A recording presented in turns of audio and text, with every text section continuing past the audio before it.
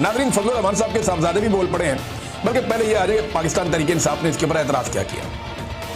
हुआ ये है कि डोनाल्ड ट्रंप ने जो बात की कि सारे तस्लीम कर लेंगे इसराइल को या अब्राहम अकॉर्ड का हिस्सा बन जाएंगे, उस पर पाकिस्तान तहरीक इंसाफ का जो ओपिनियन है वो ये है कि गजा अमन मंसूबे की इसराइली खिलाफ वर्जी, इब्राहिमी मुआहदे और हमास के खिलाफ मुमकिन कार्रवाई पे पाकिस्तान तहरीक इंसाफ के हुकूमत से चंद सवाल।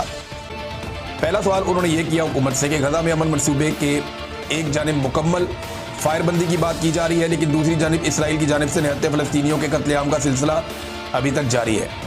पाकिस्तान तहरीक इंसाफ इस सूरत पर गहरी तशवीश का इजहार करती है और सवाल उठाती है कि आखिर पाकिस्तान की मौजूदा हुकूमत इस जुल्म पर खामोश क्यों है। क्या उन्होंने किसी बैनुल-अक़वामी फोरम पर इसराइली जारहियत के खिलाफ आवाज़ बुलंद की है। दूसरा ये कि अमरीकी सदर डोनाल्ड ट्रंप के हालिया बयान के मुताबिक अमरीकी अफवाज गजा में हमास को ख़त्म करने के लिए दाखिल नहीं होंगी, बल्कि उनके दोस्त ममालिक ये किरदार अदा करेंगे। पाकिस्तान तहरीक इंसाफ ये वादे करना चाहती है कि पाकिस्तान का किसी ऐसे मनसूबे या इत्तेहाद का हिस्सा बनना कौमी मफाद और उसूली खारजा पॉलिसी के मुनाफी होगा। पाकिस्तान को किसी भी सूरत में मुस्लिम ममालिक के खिलाफ किसी जंग या साजिश का हिस्सा नहीं बनना चाहिए। इस पर पाकिस्तान की हुकूमत का मौक़िफ़ अभी तक क्यों नहीं आया। हमें इस बयान पर भी गहरी तशवीश है, जिसमें कहा गया कि सऊदी अरब के बाद दीगर ममालिक भी इसराइल को तस्लीम करेंगे। पाकिस्तान तहरीक इंसाफ वादे मौक़िफ़ रखती है कि फ़लस्तीन की आज़ादी और अल-कुद्स शरीफ के तहफ़्फ़ुज़ से कबल इसराइल को तस्लीम करना न सिर्फ उम्मत मुस्लिमा से गद्दारी होगी, बल्कि कायद-ए-आज़म मोहम्मद अली जिन्ना के उसूली मौक़िफ़ से भी इन्हिराफ होगा। हुकूमत पाकिस्तान इससे मुताल्लिक अपना वादे मौक़िफ़ अवाम के सामने रखेंगे। यहाँ डंडी मारी है थोड़ी तहरीक इंसाफ के लोगों ने जो भी मौजूद है। इमरान खान ने कहा था कि 1967 वाली पोजीशन, इमरान खान ने कहा था कि एक वेस्ट बैंक और बहुत सारे और इलाके हैं, गाज़ा भी उसके अंदर शामिल है और जेरूशलम उसका कैपिटल होगा। ये इमरान खान साहब ने बात की थी। यहाँ इन्होंने ये नहीं कहा कि जेरूशलम कैपिटल होगा, यहाँ उन्होंने एक मुख्तलिफ बात की है और इसमें उन्होंने सिर्फ ये कहा कि अल-कुद्स शरीफ की हिफाजत। आखिरी जो पैराग्राफ है पाकिस्तान तहरीक इंसाफ का वो ये है कि पाकिस्तान तहरीक इंसाफ हुकूमत से मुतालबा करती है कि वो वादे कौमी मौक़िफ़ इख्तियार करे, इसराइली मज़ालिम की सख्त मज़म्मत करे, आलमी बरादरी को मुतहर्रिक करे और फ़लस्तीनी अवाम के साथ मुकम्मल यकजहती का इजहार करे। वो पाकिस्तानी जो गवर्नमेंट है वो इधर पाकिस्तानियों को मार रही है, उनके ऊपर जुल्म कर रही है, उनके ऊपर जबर कर रही है, उनके ऊपर तशद्दुद कर रही है। जो लोग निकले थे उनके साथ इन्होंने क्या किया, मैं ये एक सुन रहा था क्लिप, मुझे बड़ी तकलीफ़ हुई सुन के, लेकिन मैं आपको सुनाता हूँ कि आखिरी वक्त में जो साद रिजवी है वो क्या कह रहे थे सिक्योरिटी फोर्सेस से। ये जुमले ज़रा आप सुनिए, मुझे तो बड़ी तकलीफ़ हुई सुन के। पाकिस्तान हमारा है, हम तुम हमारे भाइयों, जाओ वापस चले जाओ और उनसे कह दो हम गोली नहीं चला सकते, हम इनको नहीं मार सकते, जाओ। मैं तुम्हें अल्लाह का वास्ता देता हूँ, वापस चले जाओ। तुम्हें मैं रसूलुल्लाह का वास्ता देता हूँ, वापस चले जाओ। मैं तुम्हें तुम्हारी हलाली माओ का वास्ता देता हूँ, वापस चले जाओ। ओए मैं तुम्हें तुम्हारी माओ के दूध का वास्ता देता हूँ, वापस चले जाओ। ओए वापस चले जाओ, मैं तुम्हें तुम्हारी माओ का दूध का वास्ता देता हूँ, उन बत्तीधारों का वास्ता देता हूँ, वापस चले जाओ। गोली बंद कर दो, वापस चले जाओ। अल्लाह तुम्हें बड़ी इज्जत देगा, अल्लाह तुम्हें बड़ी जनाब सरफराजियां देगा, अल्लाह तुम्हें हमेशा जनाब गज़ा हिंद के मुजाहिदों में बनाएगा, लेकिन खुदा के लिए अपनी नस्लों को बर्बाद न करें। तो आपने सुना कि साद रिजवी साहब कैसे इनको वास्ते दे रहे थे, लेकिन इसके बावजूद अभी तक उनका कोई पता नहीं चल रहा। अब TLP की खवातीन की गिरफ्तारियां भी शुरू कर दी गई हैं। यहाँ मेरे पास की तफसील मौजूद है और चादर और चार दीवारी का तकद्दुस पामाल किया जा रहा है।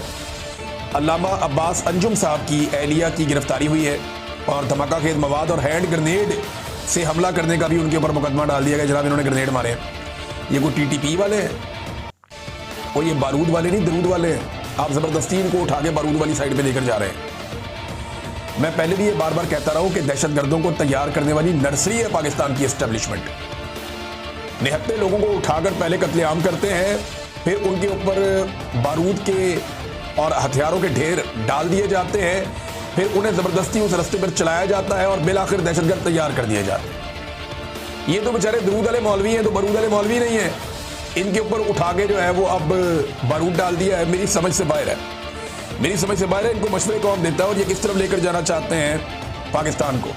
इन्होंने देखा ना पहले कि कोई तरीके लब्बैक का एक्शन नहीं आ रहा, कोई रद्द-ए-अमल नहीं आ रहा, तो इन्होंने कहा जी अब खवातीन को भी उठाओ। ये नेक्स्ट स्टेज के ऊपर आ गए हैं, देखते हैं क्या होता है। बहरहाल हालात ये हैं कि शहबाज शरीफ साहब के लिए तकरीर कर रहे थे इख्तियार वली साहब हैं, एक इनके PMLN के खैबर पख्तूनख्वा में। तो स्टूडेंट्स का एक बहुत बड़ा इकट्ठ था वहाँ पे, वो भी थे, कुछ PTI के जो रहनुमा है वो भी थे। बारी बारी सब ने खिताब करना था, तो ये फटाफट खिताब करके निकल गए। इन्हें आइडिया था कि बाद में बहुत धुलाई होगी। तो इन्होंने ना जिस वक्त ये बात की कि डोनाल्ड ट्रंप किसी को मुंह नहीं लगाता, तो डोनाल्ड ट्रंप ने जो है वो माइक सीधा किया शहबाज शरीफ के लिए और कहा जी आए आके बात करें। तो इस तरह की बात जब ये कर रहे थे ना, तो तालबा जो सामने तालिब इल्म मौजूद थे उन सब ने शेम शेम के नारे लगाना शुरू कर दिए। कितनी तकलीफ वाली बात है।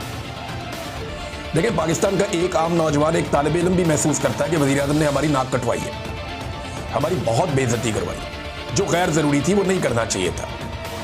और माइक पर तलबा को कहा गया कि शोर ना मचाएं वरना आपको हॉल से बाहर निकाला जाएगा या आप हॉल से बाहर चले जाएं। इस तरह फिर तलबा को रोकने की कोशिश की गई, लेकिन तलबा बहुत गुस्से में थे। उन्होंने कहा यार ये क्या बकवास है, एक तरफ तो नाक कटवा के आ गए पाकिस्तान की 25 करोड़ आवाम की, और ऊपर से आगे यहाँ पे तन के कह रहे हो कि जनाब ट्रंप किसी को मुंह नहीं लगाता, माइक सीधा किया और उसने शहबाज शरीफ को कहा कि आकर बात करें, और बाद में कहा अब इससे ज़्यादा मैं क्या बात करूँ। तो भाई शहबाज शरीफ ने जो किया वो भी बताओ ना। यानी पूरी की पूरी पॉलिसी खत्म कर दी 28 सेकंड के अंदर, तबाही बर्बादी फेर दी शहबाज शरीफ ने। हमने तो कभी देखा ही नहीं। फजल रहमान साहब के बाद उनका बेटा भी मैदान में आ गया नाज़रीन, और उनका बेटा अब एक तकरीर कर रहा था, मैं सुन रहा था, असद। उसने कहा जनाब कि यहाँ फौज की हुकूमत है, यहाँ एस्टेब्लिशमेंट की हुकूमत है, यहाँ सेक्टर कमांडर की हुकूमत है, यहाँ कोर कमांडर की हुकूमत है, तुम जमीयत उलमा इस्लाम को मरऊब नहीं कर सकते।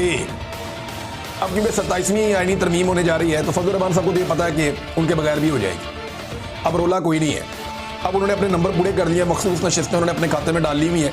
26वीं आईनी तरमीम में जो फजल रहमान साहब ने सहूलतकारी की, उसके नतीजे में नए बनने वाली अदालत ने जो काम किए, कारनामे किए, उनमें एक तो ये है कि फौजी अदालतों को या उनके फैसलों को उन्होंने जायज़ करार दे दिया, जो तारीख में कभी नहीं होता, दुनिया में नहीं होता। सिविलियन के फौजी ट्रायल, उनका ठीक है करो इनके। दूसरा जो एक बड़ा कारनामा किया, उन्होंने मखसूस नशिस्तें माले गनीमत की तरह बांट दी। फजल रहमान साहब को भी मिली, बाकियों को भी मिली। अब जो बाकियों को मिली तो उन्हें ज़रूरत नहीं है फजल रहमान साहब के आगे भीख मांगने की। अब वो आके मुलाकातें नहीं करेंगे, जब चाहेंगे वो 27वीं आईनी तरमीम कर लेंगे, और उसका ड्राफ्ट वो बना रहे हैं। वो एक खौफनाक आईनी तरमीम है। अगर पाकिस्तान में कुछ बच गया है तो वो सारा भी अब डूबने वाला है, और जो कुछ पाकिस्तान में बचा है उस सारे को भी अब साइड पे कर दिया जाएगा। नाज़रीन, एक और चीज़ है, राणा सनाउल्लाह साहब ने यह तस्लीम कर लिया है कि वज़ीर आज़म के पास इमरान खान से मुलाकात करवाने का इख्तियार नहीं है। यानी वज़ीर आज़म के पास नहीं होता जी, ये तो सुपरिटेंडेंट ऑफ जेल के पास होता है, और सुपरिटेंडेंट ऑफ जेल कोई अमेरिका में है या बरतानिया में है, अभी वो पाकिस्तान के अंदर है, वो अंडर गवर्नमेंट के काम करता है।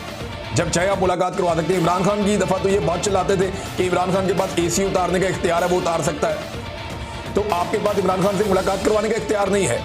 तो ये बात बिल्कुल दुरुस्त है कि इमरान खान के पास तो कुछ ना कुछ इख्तियार होता था, लेकिन मौजूदा हुकूमत में टके का इख्तियार भी इन लोगों के पास नहीं है। शहबाज शरीफ साहब ने छोटा मोटा भी अपना कोई काम करना होता है या फैसला करना होता है ना, एक अपने ऑफिस का बंदा भी इधर से उधर करना होता है, तो इनको ऊपर परमिशन लेनी पड़ती है बिग बॉस से, और ये वो परमिशन ले लेके अपनी हुकूमत चलाते हैं और हर जगह पे फिर जूते पॉलिश भी करते हैं।